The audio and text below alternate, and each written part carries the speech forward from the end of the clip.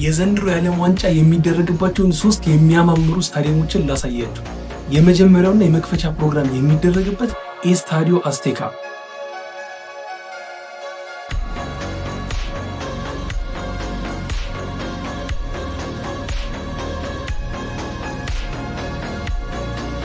ሁለተኛውና የዓለማችን ውዱ ስታዲየም ሶፋይ ስታዲየም።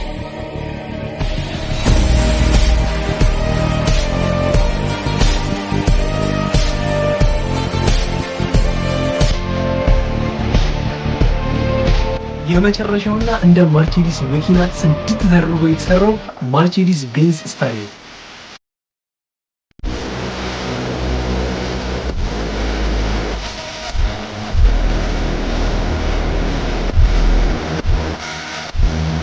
የመክፈቻ ጨዋታ የሚደረገው ጁን 11 ስለሆነ ቪዲዮን ሴቭ አድርጉት።